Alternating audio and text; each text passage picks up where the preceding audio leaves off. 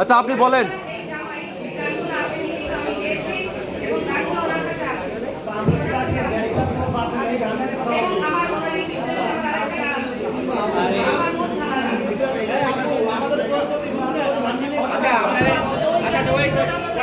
আপনাকে একটু সহজ করে দিই, গানটা যখন তৈরি হয়েছিল, ইথুনবাবু তৈরি করেছিল, আপনার সাথে কোনো কন্ট্রাক্টে গিয়েছিল? সে কন্ট্রাক্টে গিয়েছিল? আচ্ছা, কন্ট্রাক্টে যায়নি। আপনার যখন গানটার সাথে কথা হলো, কোনো রেকর্ডিং হয়েছিল আপনাদের স্টুডিওতে? মঞ্চের বাদ দিয়ে, মঞ্চের বাদে কোনো রেকর্ডিং হয়েছিল? ওই গান নিয়ে মঞ্চের পরে আপনার সাথে ইথুনবাবুর এই বিষয়ে কোনো কথা হয়েছিল? গানটা তোমাকে দিয়ে পরবর্তীতে গাওয়াবো, এই ধরনের কোনো কন্ট্রাক্ট, লিখিত কোনো কন্ট্রাক্ট হয়েছিল? লিখিত কোনো কন্ট্রাক্ট হয়েছিল? এখন বিষয় হচ্ছে ইথুনবাবু এখন আচ্ছা আমার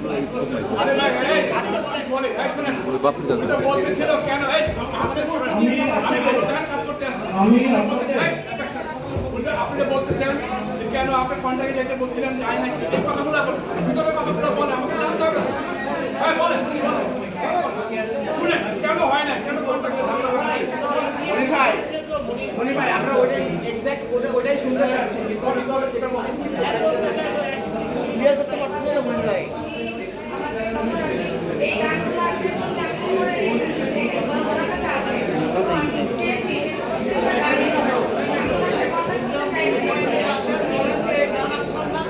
ভাই চুপ করেন, সবাই যদি কথা বলে তাহলে।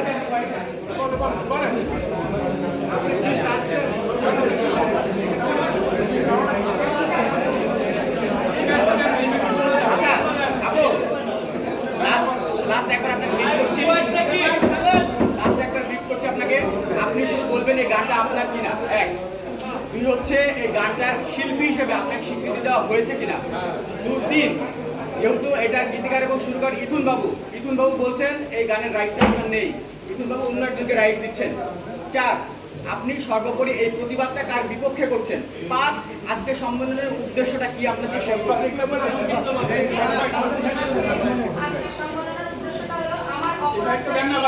শোনা যায়, এই ম্যাটারটা দেখ, শোনা যায়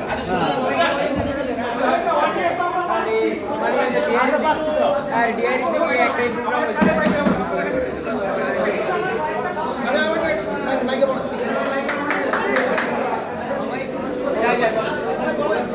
এই সবাই চুপ থাকি।